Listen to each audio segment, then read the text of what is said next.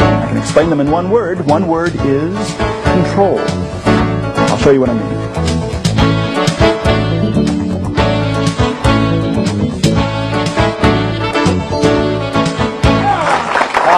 Bless. Okay, and hold.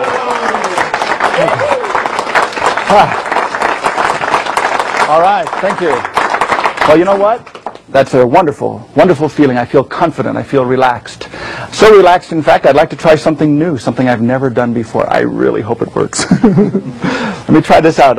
It does use a pack of playing cards, of course. The jokers, we don't need those. But I want you to see that they're all here, all different, well mixed. And I need to have one card selected. What are the odds? Would you help me with this? I'll tell you what I'll do. I'll just riffle through the cards or shuffle through. Just call out stop at any point. Stop. Take a look at the card. Please remember it. I'll let everybody see what it is. Don't forget. Okay? And remember your card? I want you to hold on to the deck. I'm going to take out the magic cigarette lighter. Hold that in your hand over the pack, over the table, just like this. Watch. A little higher. I'm going to try to cause your card to heat up and expand until it becomes noticeably larger than the rest of the deck. Watch. Heat causes expansion. The card's getting bigger. Bigger. Do you see any card getting bigger? Not exactly. Put the deck down on the table and spread them out, if you will. Just spread them out as best you can. Let's see if you notice any one card a little different from the rest. Huh. Needs work. One card is a little bit different, but not just any card. Let's go through these. What was the name of your card? It was the 8 of diamonds. The 8 of diamonds. 8 of diamonds. Let's see. No. One card only that you selected, the 8 of diamonds, does not, as of yet, seem to be in the pack. No, 8 of hearts, not quite. 8 of diamonds. If I'm lucky, the one card that was supposed to expand is actually this card, the 8 of diamonds. Ladies and gentlemen, the mystery. No way. Yes way. The 8 of diamonds. Well, that card's shot. That's all right. I'll complete the rest without using a full deck. Playing without a full deck. That's okay, I'm used to it. We'll try this again, something a little bit different. I'll make a big fan like that. And would you help me with this one? Sure. I'll take the joker, and I'll go through the tops like this. And anytime you'd like, just call out stop. So if you would have said stop here, in this case it would have been at, the card next to it is the 8 of hearts. But I want you to say stop anytime you'd like. It's entirely up to you exactly when you do this. Okay. You ready? Mm-hmm. Stop. Perfect. Right there. Please remember the card that is on your side of the joker. Okay. I won't look at it, I promise. Do you see it? Yes. In fact, I'll let everybody see the card. And what I'm going to do is try to make that card vanish while you're holding the pack. In fact, would you reach over here, grab a hold of the deck, and put it right over the middle of the table like this. Place it face down and then just hit the pack on the table. Just give it a good swat. Perfect. Your card should have vanished from the pack. I don't want to touch them. If I do, you might think I'm doing something tricky. So pick them up yourself. What was the name of your card? 9 of clubs. 9 of clubs. Look through the deck, face up, and see if you find the 9 of clubs. No? Keep going. In fact, you might want to turn the whole deck face up and spread them on the table. Okay. And let's see if that one 9 of clubs is missing from the pack.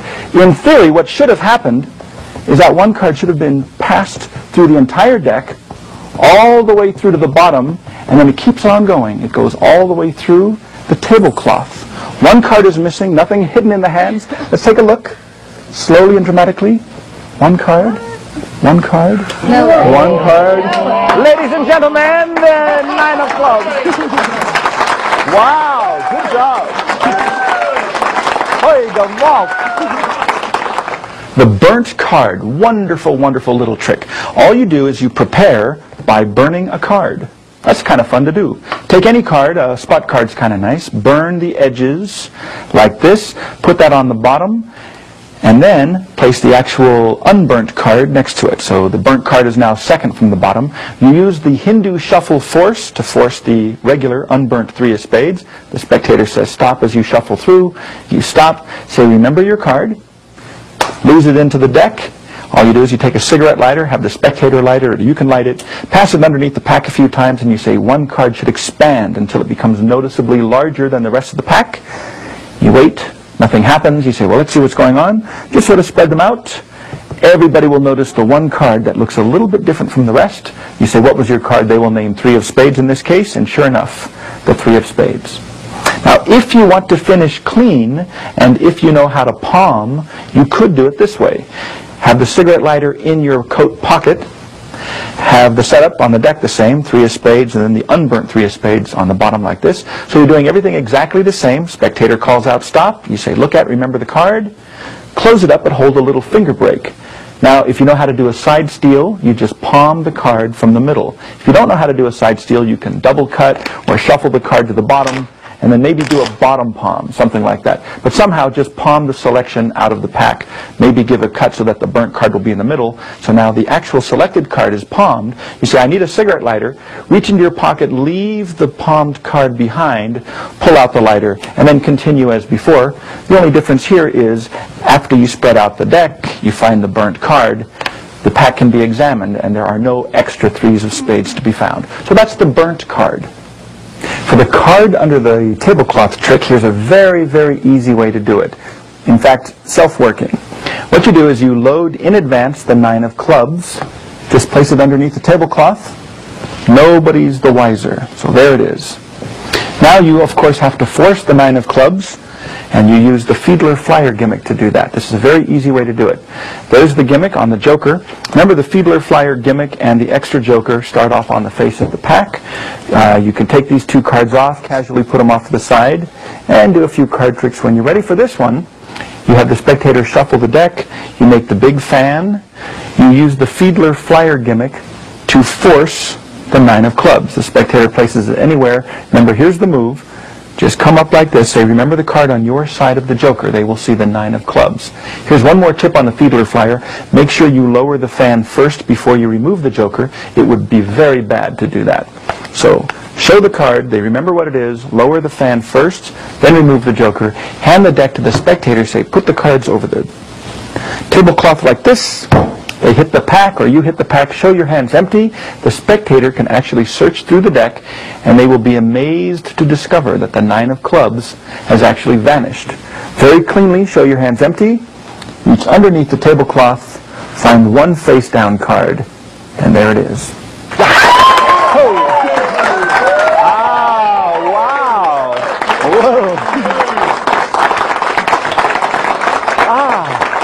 Thank you. Okay, would you help Mr. Magic for just a moment, please? Reach in there, grab out any one of the 52 cards, hold it up high, let everyone see what it is. Perfect. Please remember it, and place it back, oh, say, there. That's as good a spot as any. I'm going to attempt something that's very difficult. Without even looking at the deck, I will shuffle the cards and cut to the cards you selected. What we call a dead cut in the gambling business. You ready? Watch. It should be 27 from the top. If I cut 26, that should be it. I believe I have your card. What was the name of your card? The 6 of hearts. 6 of hearts. Ladies and gentlemen, the 6 of hearts. Thank you. Oh.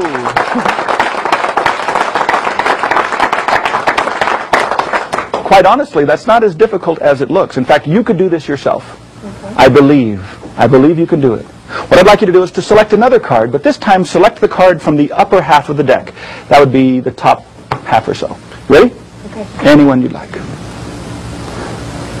From the upper half. That's the only thing I ask. Let everybody see what it is. Don't forget it. That's important. And when you return the card, I just ask that you return it to the lower half of the deck. There's a reason for this.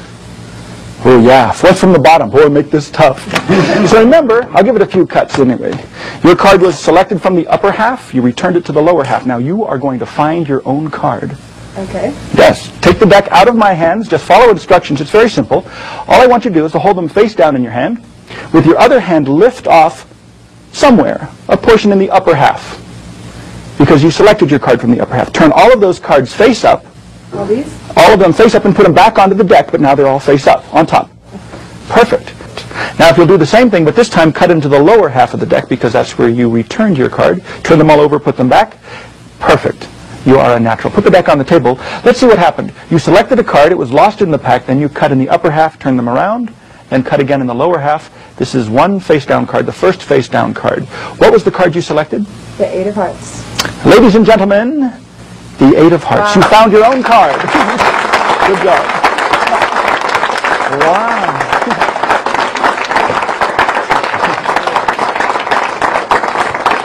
Let's try this again, but this time with 2 people. I'd like to try a new experiment. Would you mind selecting a card? Let everybody see it except for the gentleman next to you. I hope you don't mind. Any one of the 52, whichever one you'd like. That's a good one. Let everybody see. Show it to our friends at home. And don't look. I know it's tempting. And then if you will please put your card back into the pack. And what we're going to try to do is something a little bit unusual. I'll shuffle them up so that even I don't know where it is. And would you help me out? What I'm going to do is just shuffle through the cards anytime you'd like at a random location. Just call out the word stop. I'll show you whatever card happens to be there, and that will be your secret selection. Okay. You ready? Yep. All right. I won't even look. Stop. Take a look at the card. Okay. Got it? If you'll take the cards out of my hands. So you selected a card. You actually just looked at a card. Go through the pack, pull out the one card that you looked at, the card that you have in your mind, and if you will place it face down on the table. And I'd like to show you something interesting. It's an amusing coincidence. You selected any one of 52 cards. It was placed back in the pack. The pack was thoroughly shuffled, and then you just looked at a card, a random selection. What card did you select? 5 of diamonds. And what card did you look at? 5 of diamonds. Ladies and gentlemen, the odds against it are astronomical. Wow, you too. That's good.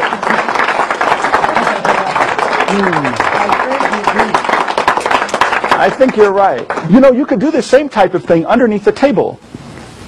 Are you up for it? Sure. Let's go. No. No. A little bit different. Mix up the cards for me. As usual, I always start with a very thoroughly shuffled deck of cards. And when you're finished, just place the cards onto the table and cut them into 2 fairly equal packets. Okay. Now, I use a packet, you use a packet. You decide which one you'd like to use yourself and pick it up. Perfect. I'll take whatever's left over. Now, let's do this underneath the table. That way, nobody could see what's happening. Put the cards under the table, cut them a little bit or shuffle them if you'd like, and when you're satisfied they're mixed, bring them forward. Then look at the top card of your packet. Just take a little peek at it. Okay. Okay. Put the deck down here. I'll cover it up. That way your card's lost in the deck. Now, I'm going to let you find your own card. Not difficult. I'll help you out. Just take the entire deck and place them underneath the table. So that way you can't see what's going on. Okay. Now, the top card, I looked at it, so we don't want to use that. Take the top card off, put it on the bottom. But the next card, whatever it is, just turn it face up and stab it into the middle of the deck, anywhere you'd like to place it. That way there'll be one face-up card somewhere in the deck. Okay. When you've done that, bring the cards forward. All right. All right, place them on the table. Now remember, you took a card, you placed it face up somewhere in the deck. You could have placed it anywhere, but it was pretty close to the middle. And in theory, if we're lucky, you placed your card face up next to the actual card you selected at the very beginning. And what was the card you selected? No way. King of Hearts. King of Hearts? Yes. Ladies and gentlemen, good job. King of Hearts. Whoa. I'll mix them up very, very thoroughly. Would you help me out by picking a card? I suppose so. Oh, thank you. Bless you. Any card? Pick a card. Well, except for this one. This one's been overused, but any of the others will be fine. And Terrific. Remember it. Please do. Please do. And then place it back in the pack. Oh, anywhere you want. No, right here. No. Oh, that's good. I'll even shuffle them, see, in case you think I was counting the cards. Yeah, right. So that's pretty well mixed. Now, what I'm going to do is to have somebody think of a card in the deck, and that card will act as the private detective card. Would you do that for me? In fact, let's do it this way. I'll just fan them out. Any card that you see that you sort of like, just think of it in your mind, and that will be the private detective card. Have you got one? Mm-hmm. Now, believe it or not, with the power of your mind, you can will that private detective card that you're only thinking of in your mind to attract the selection. It's true. Do that. Just take a moment. Will the 2 cards to attract each other. Have you done that? Mm-hmm. All right. And you didn't even break a sweat. That's good. No. All right. Now, what I'm going to do is go through the cards until we find your private detective card. What card was it, the private detective card? King of Clubs. King of Clubs. Let's see where the King of Clubs is today. Any card that you could have thought of, but you happen to have thought of the King of Clubs, one of my personal favorites. And if we're lucky, it will have attracted the selected card. Oh, the king of clubs. What I'm going to do is place that aside and the card next to it. Remember, you could have thought of any one of the cards in the entire deck. You had an unrestricted choice of 52 cards. By coincidence, you might have actually thought of the same card. What card did you select? Queen of spades. Queen of spades, your private detective card, found it 100%. Wow, good job. All right. Whoa.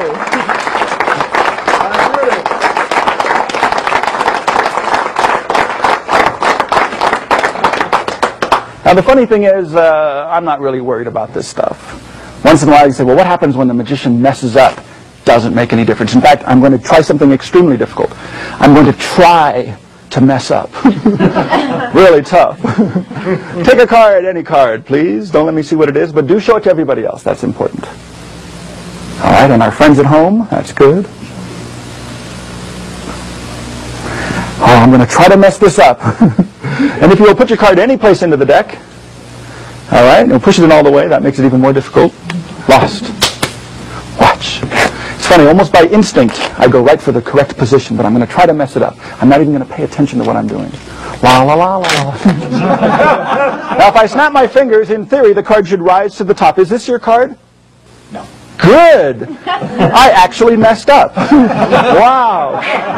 Now comes the easy part. How to fix my mistake. All I do is take the 6 of clubs, toss it through the deck where I think your card may be, and if I'm lucky, it will change places with the 6 of hearts. Well. Wow.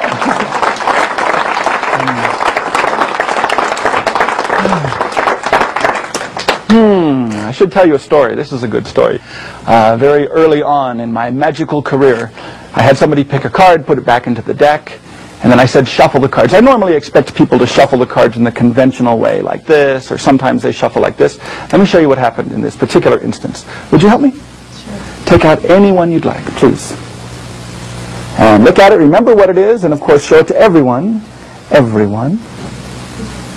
Is that a good one? Good one. All right, what is it? Yeah, this guy wouldn't tell me either. Put it back in. And remember, that's important. Okay, I'll even shuffle them. Oh, now this is what I mean by the conventional way for shuffling. That's a standard way to shuffle cards. Some people do it like this. That works as well. That's not exactly what this person did. I said, shuffle the cards. And what he did was he did this. He was a little drunk. He had a few too many drinks. He kind of went like this, and really messed him up big time. So there were some cards facing up, some facing downwards. Of course, some were facing down, some were facing upwards. Others were face to face, some were back to back. Then he said, find my card. Well, that was pretty tough. I didn't know what to do, so I decided to use magic. How convenient. I went like this, a little snap of the fingers, and believe it or not, every card that was shuffled face up into face down, they all straightened out. No way. Yes, way. Oops. Except for one card only in the center of the pack. Wouldn't it be amazing if... What was the card you selected? Ace of spade, ladies and gentlemen, the mystery of the ace of spade. Voila!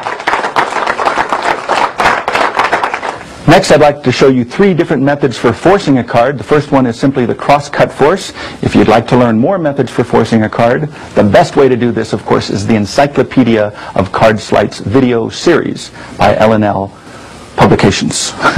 What you do is you get the chosen card or the force card on the top of the deck, and one presentation is for the magician to turn his head aside, shuffle the deck thoroughly, just make sure, of course, you keep the selection on the top, and then you say, I will cut the pack at a random position, cut anywhere, cross the bottom half, place it on top like this. Now you talk a little bit, you say, now remember, you picked a card, you put it back in the deck, I thoroughly shuffled, then, without even looking, I cut at a random spot in the pack.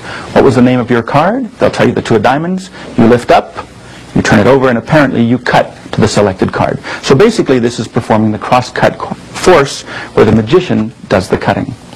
Another version is to use the cut deeper force. A nice presentation on this is to let the spectator do the cutting. Once again, you control the selected card to the top position, and then you say, now remember, you selected your card from the upper half, so cut into the upper half anywhere you'd like, turn all of those cards face upwards, and place them back on the pack. And then remember, you returned your card into the lower half. So now cut into the lower half anywhere you'd like, turn the cards over, place them back on top. So now we have one point where the cards are back to back. That's a random position, and that will be the original top card. So this way the spectator cuts to his own card. One more version of forcing a card on the spectator is to actually have one person pick a card. You control that selected card to the bottom of the deck, then you use a standard Hindu shuffle force. But it's a good idea sometimes to do the force for a second spectator. You say, now you didn't actually see the chosen card, right? The second person says no. I say, then I'd like you to help me out. Just call out stop at a random position. The second spectator says stop.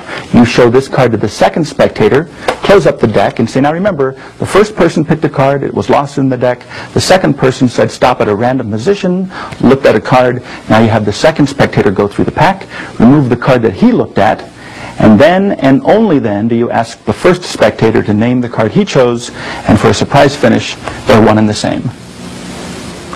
You find your card. This is another way to do. The spectator stabs a card next to their own selection, but there's no setup on this at all. The deck is thoroughly shuffled. The spectator cuts the pack into two fairly equal portions. They select one. You take the other. Now here's what you do. You take your packet, you place them under the table. The spectator does the same thing. You say to the spectator, mix your cards even more thoroughly under the table so nobody can know the position of any of the cards. Pretend to do the same thing yourself. What you do is you take the bottom card of your packet, turn it face up, put it back on the bottom, then take the top card, use it to flip over the second card face up, put the top card back on top. You're all ready to go. Bring your packet out. The spectator brings their packet out. You say, look at your top card. You don't really have to do this, but if you want to, you can do a double lift and pick up two cards, the two cards that are face to face. You don't really have to do this, but if you want to, you can add that in. Say, remember your top card. The spectator remembers their top card. In this case, we'll use the 4 of clubs. Then when you place your packet on top of the spectator's packet, that automatically puts your reversed card face up right next to it. So now the spectator takes the combined packet, well squared, into their hands. You say, now put the whole deck either under the table or behind your back and follow my instructions. You then claim that you looked at the top card, so let's not use that one. Take the top card, put it on the bottom of the deck. The spectator does this, but don't forget this is under the table, so they don't realize the next card is face up. They think it's face down. So your pattern is take the next card, turn it face up. They're taking this card, they think they're turning it face up, actually they're turning it face down. You say, now take that face up random card and stick it anywhere into the pack that you'd like. That's what they do. When they bring the deck forward and spread through the deck, they believe that that's the card that they turned face up and placed at a random location. When you spread through and find the one card below the reversed card, it will be the selected card. That's it. Card finds card. Very easy to do. You control the selected card so that it's second from the bottom. Probably the easiest way to do this is to say put your card back into the deck. As the spectator does that, you just push off 2 cards, pull back the 2 cards. Now you have a 2-card break. When you put these on top, you have a break under the selected card and 1 card beneath that. So if you cut and shuffle, that will put it second from the bottom. Now here's a nice thing. You could have any card from the deck actually named. The only problem is if they happen to name a card that just happens to be near the top of the deck, you're going to do the glide. You might have to glide back for 50 cards. So what I like to do is to get the spectator to name a card that's near the bottom of the deck. Easy way to do that is to say, I want you to think of a card, any card at all. That card will act as the detective, and that detective will attract the selected card. So I fan out or spread out about half the deck, then I square them up, then I just fan the bottom 10 or 12 or 15 cards and say, think of any one you like. So that's a simple way to get the spectator to think of any card near the bottom of the deck. Just make sure that the bottom 2 cards are squared up. Otherwise, the spectator might notice that the selected card is second from the bottom. So this is what it looks like at regular speed. You say the card is lost, and I want you to think of a card to act as the detective card. Think of any one. Let's just say it's the 7 of diamonds. Square them up. Really doesn't matter what it is. You say, what was the card? The second spectator says 7 of diamonds. You say, okay, that's the detective card. It will attract the selection. You take the first card, the king of diamonds, turn it face up, then face down and put it on the table. Secretly underneath, you glide back the selected card, and you continue to glide that card back as you turn these cards one at a time face up. So you keep going until you find the 7 of diamonds. Remember, that will be near the bottom. As soon as you find that, you reach underneath the deck and take the actual selected card, place it face down next to the 7 and say, there's the card it attracted. Now remember, you could have thought of any of the cards to act as the detective card. You had an unrestricted choice, but you picked the 7 of diamonds. That's the card that attracted this card. What was the selection? As soon as they tell you, you just turn it over, and it has found the chosen card. This is the throw-through change.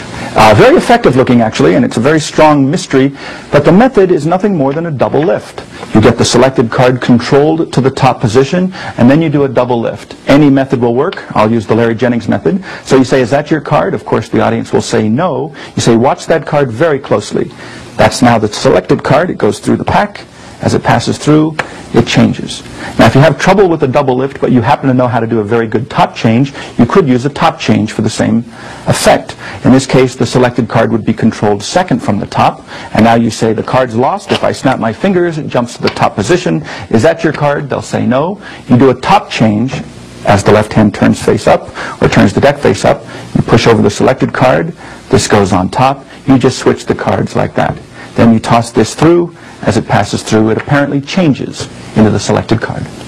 For the slop shuffle, this is a very nice in-the-hands version of Triumph. The selected card is controlled to the bottom position, and you talk about different ways to shuffle cards. Then one day you had a drunk person take the deck and shuffle them like this. It's virtually self-working. You just push a few cards over, turn your whole right hand over, take a few more cards below the first group, turn your hand over, take some more cards below the cards in the right hand. Keep doing this over and over again until you get towards the very end. The very last card goes on top, like that. So now the position is you have one card, the original bottom card, which is the selected card, about half of the deck face up, then about half of the deck face down. All you have to do now is cut in the upper half, and you say some cards are face up, some are face down. Cut into the lower half, say some cards are face down, some cards are face up, and then with practice you can cut right in the middle where the cards are back to back. Now here you do something a little bit different. The right index finger hooks over the pack and you place it like this. Now you can turn the entire deck over, snap your fingers, do your magical gesture, and you show all the cards are facing upwards except for one card face down in the middle. That will be the selected card. Slop shuffle. Wow, bless. Bless. All right. A thoroughly shuffled deck of playing cards. You don't have to take my word for it. I'll shuffle them for you right now. As I shuffle through, I'm going to be looking for the best cards in the deck in a natural way. Yeah. I found the first one. It's 18 from the bottom, so if I cut here and here, it should be that one, the Ace of Diamonds. Yeah, I agree. Let's do it again. The next one is 22 from the top, so if I cut off 11 and 11, that would be the 22nd card there. Ooh, sparing no expense in bringing you this program. I will find the next ace, the Ace of Clubs. That would be this one here. Ah, I concur. But now the pressure's really on. You know what to look for, you know where to look for it. Let's see if I got lucky. That's on the top. Oh, that's too bad. How about the bottom? No, it was worth a shot. The next one, the last one, the Ace of Spades, is from here to here to here. Ladies and gentlemen, wow. 4 aces. Oh, there's to it. Thanks. Writing the aces. This is a very fancy little way to do a quick ace cutting routine. All you do is you have the 4 aces on the top of the deck, and you perform a slip cut. Now let me show you what a slip cut accomplishes. Here's a slip cut. The top card of the deck is slipped off as the right hand pulls the lower half of the deck out in a cutting action, just like this. That's a slip cut. That's all it is. It's just you're taking the packet off the bottom with the right hand, and at the same time, the index finger drags the top card along. So that's a slip cut. Now, in writing the aces, the 4 aces are on the top of the deck. You can shuffle the cards, make sure that the aces stay on the top of the pack, and you just perform a slip cut. That's the slip-cutted aces. There are 3 more aces here. You give it 1 more straight cut, so that puts the slip-cut ace way over here, which you flip face up. Now that has the other 3 aces, so you put those on top of this, those on top of that. All aces are back on top. You're ready to do the exact same thing a second time.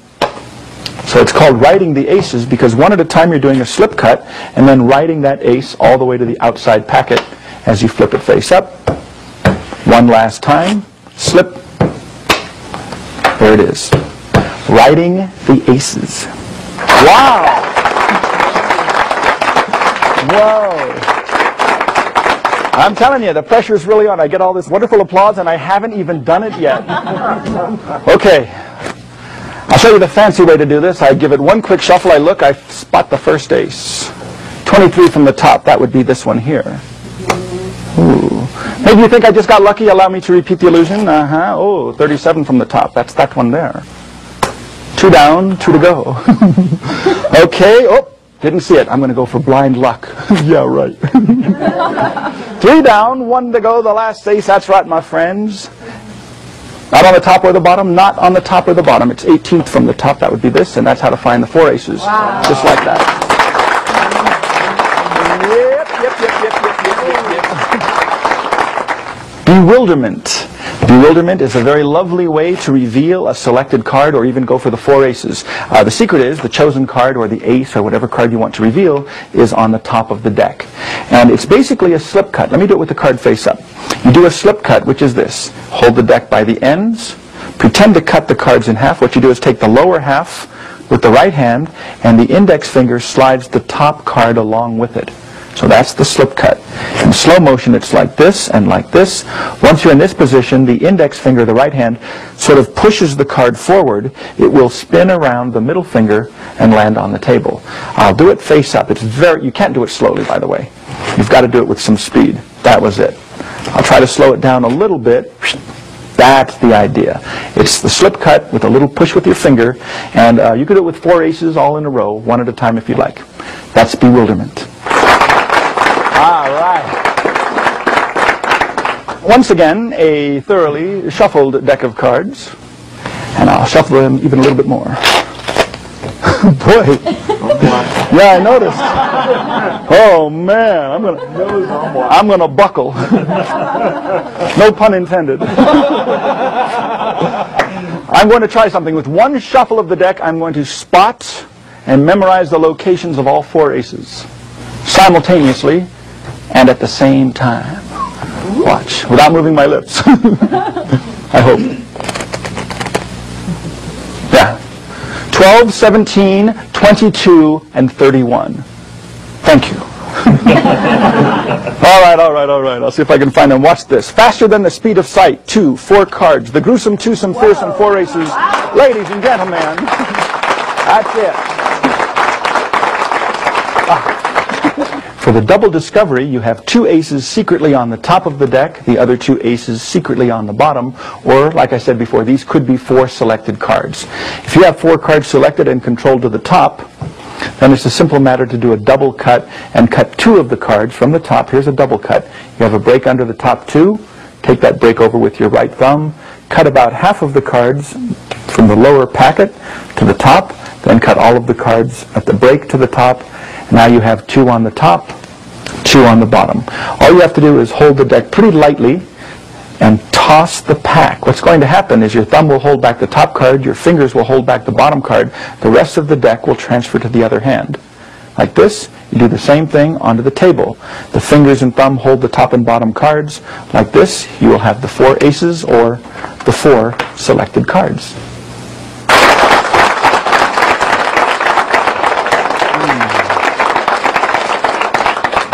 La la la la la la la.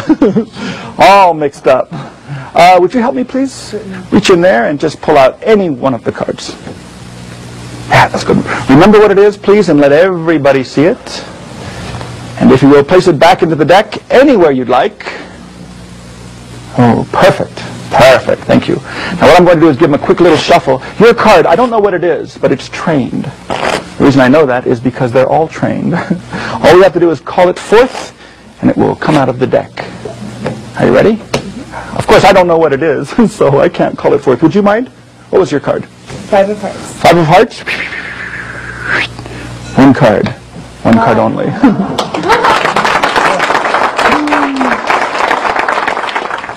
A new top card production. Obviously, the card would be on the top. So the chosen cards control to the top position. You can hold the deck face up like this, and as you wiggle your fingers, the card will be produced just like that. All you really have to do is bevel the card slightly. The index finger of the left hand grabs onto that card, the selected card, and you just sort of push it back. As you push it back, what happens is it pivots around the base of the thumb like this, and then around to the top. Now, if you control the card at the bottom, you could do the exact same thing, just sort of wiggle your fingers. That should help hide the fact that the index finger of the left hand is pulling on the bottom card. And this way, the card will come out face down. Then, as a surprise, you turn it face up and reveal it as the selection. That's all there is to it. All right.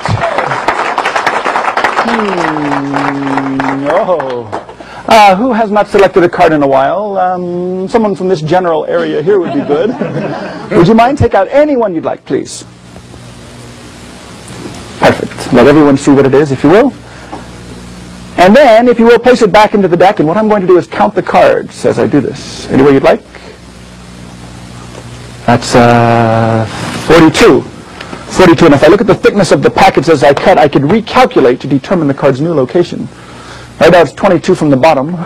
That means if I shuffle it, look at the side view as I do so, I could recalculate once again right now. 19 from the top. But that bores me.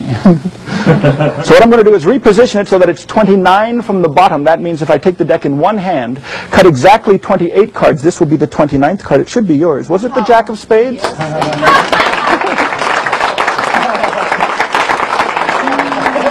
Oh, lucked out.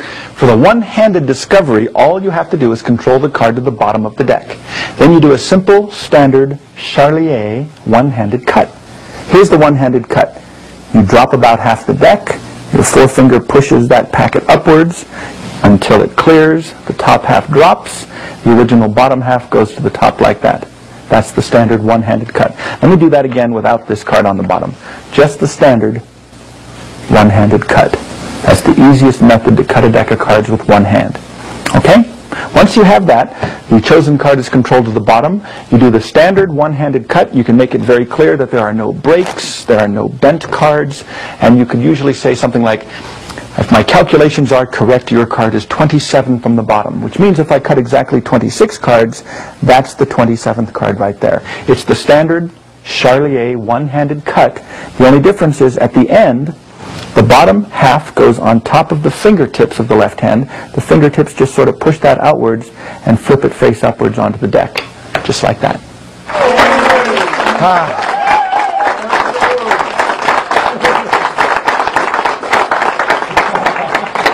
For this next demonstration, I have to have extremely sensitive fingertips, so let me do my exercise here.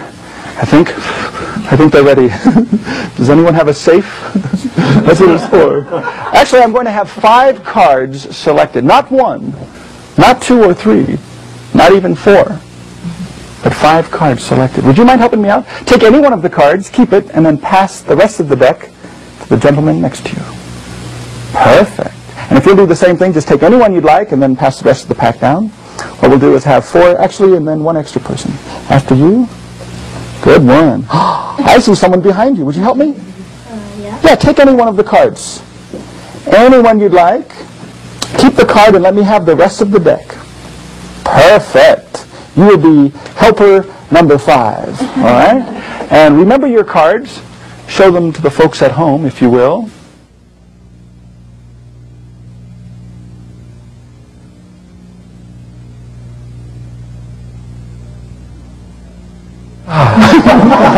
And may I have your card back? Perfect. And oh yes, yours as well.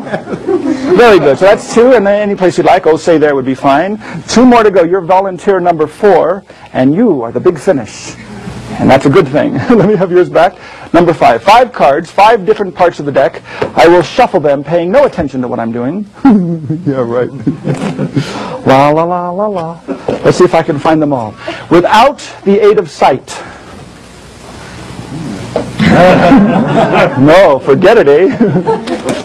I'll actually put the entire deck in my pocket, and just by the sense of touch, I'll find all of the cards. What was your card?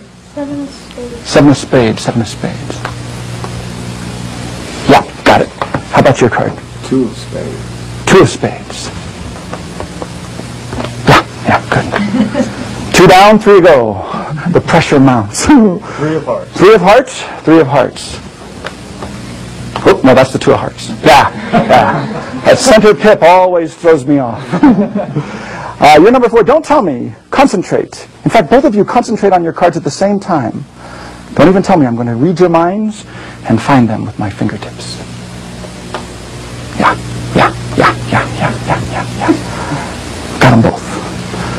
number 1? 7 of spades. What was card number 2? 2 of spades. 2 of spades. Card number 3? 3 of hearts. Card number 4 and number 5? 2 of clubs. Queen of diamonds, 2 of clubs. Ladies and gentlemen, 5 cards. Find 5 cards. Well, first you have to have 5 cards selected. To make it easy for both of us, let's just use the ace through the 5. Of course, this works just as well with 3 cards, 2 cards, even 1 card. But here's a control for several selections. First card goes in, close it up, get a little finger break as usual. Fan through the cards, spread through them. Second card is replaced on top of the first card, close them up, do the same thing over and over again. Number 3, number 4, and number 5. Now if you do it this way, the cards will be controlled. Just cut to the break or shuffle to the break. Make sure when you finish the shuffle, you shuffle off at least 5 cards. That way the 5 cards will be on the top. However, they will be in 5, 4, 3, 2, 1 order. If you want to produce the cards one at a time as they were selected, let's say card number 1 was selected from here, that's number 2, 3, 4, 5, just have them returned in reverse order. So I will say to spectator number 5, let me have your card back, holding the break. Spread to the break, say number 4, let me have yours. You can riffle them a little bit, pause if you want. You can actually shuffle the deck, controlling the first 2 cards. Then before the next card is returned, cut them back into the deck, holding a little finger break. Say let me have number 3, so that goes on top of number 4 and number 5. And the same thing with number 2.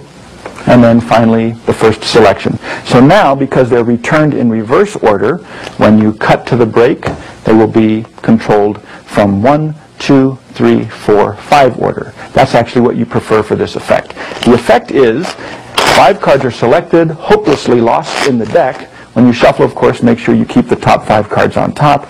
Very, very simple. Just put the deck in your pocket and say, I'm going to try to find those 5 selected cards with a sense of touch alone. You ask number 1, what was your card? They will say, in this case, the ace of diamonds. Make a big thing out of it. Say, oh, ace of diamonds, very difficult. Not a lot of ink. Oh, I don't know. Many years of practice. Stick your hand in your pocket. Wait a while. Riffle the cards a little bit as if you're searching. Oh, sweat if at all possible. And then finally, yes. Whew. Number 1. Take a break. Do the same thing with number 2, with number 3. And if you want to be a little bit different for number 4 and 5, you could say, don't even name your cards. Just think of them. First, I must read your minds. And then I must find the cards. Yes, I think I have 1. And the other, yes, 4 and 5. And then you say, what were your cards? 4 and 5 of diamonds. Boom, the big finish. Very easy to do. 5 cards from the pocket.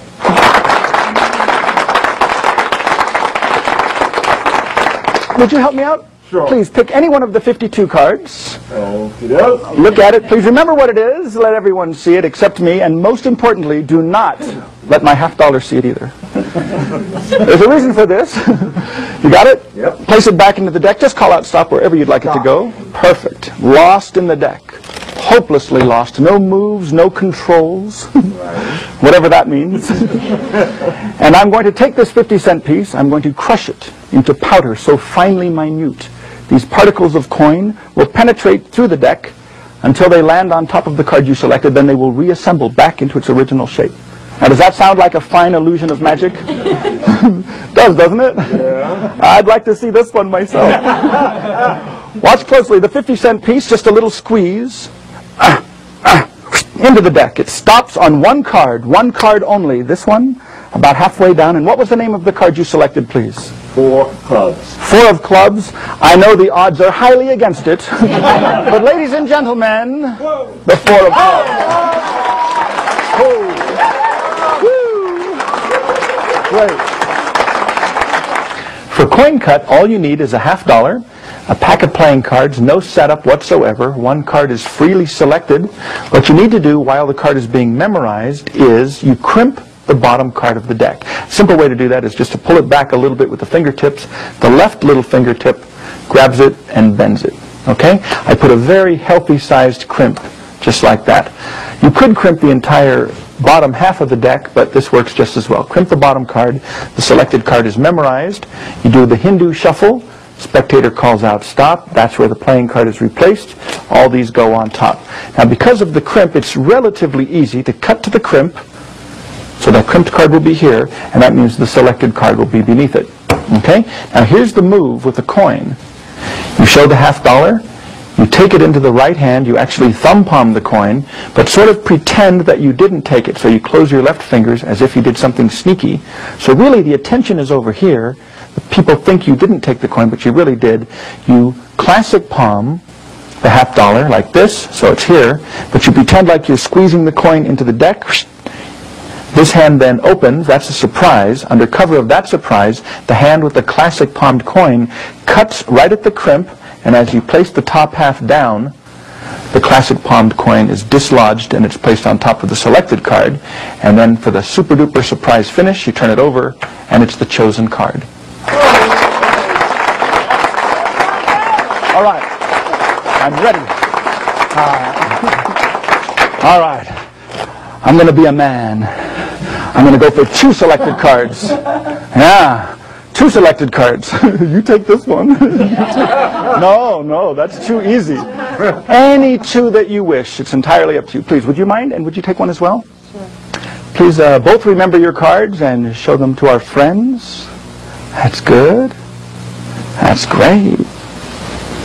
And if I may have your card back first, please. Perfect. Lost in the deck. Oh, I forgot about, excuse me. You have yours as well. Because what I'm going to do is attempt to find both of the cards. Yeah, why not? I'll find your card first. I believe it's about 27 from the top. That would be this card here. Am I correct, the Jack of Diamonds? That is correct. All right, another satisfied customer. But now it's your turn. Your card. Got it. Right here. This is your card. I believe so. Is this yours, the 7 of Spades? No. Oh, you seem happy about that. Well, let me tell you this. It was a lot easier finding your card, so I'll tell you what. I will find your card over again. Now, that raises an interesting question. If this card is your card, this must be something else. What was your card? What was it? Mine was a 5 of diamonds. 5 of diamonds. Ladies and gentlemen, the 5 of diamonds.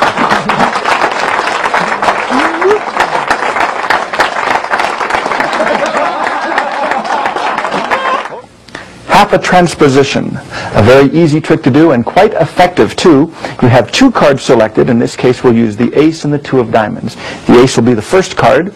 That is returned first. Hold a little finger break. Then you have the second card returned. That goes on top of the first card. Hold the little finger break. Then cut or shuffle them to the top. So now the 2 cards are on the top. The second card is first. The first card is second. That's important. Now you see I'm going to find the 2 cards in order. First, card number 1. You do whatever type of false cut you want to do, or you could just snap your fingers. It doesn't matter. Do a double lift. You say, there's card number 1. Thank you very much. Then you turn the double face down. You put the first selected card apparently in front of spectator number 1. Then you do another couple of cuts holding a little finger break. Cut again at the break. So you're right back where you started from. Do a second double lift and say, and this should be card number 2. Of course, this is not card number 2. Then you say, well, it was a lot easier finding card number 1, so I'll tell you what I'll do.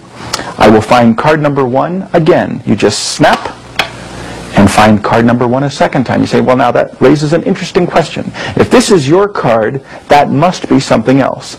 Now spectator number 2 names his card, the 2, and sure enough, you have half a transposition.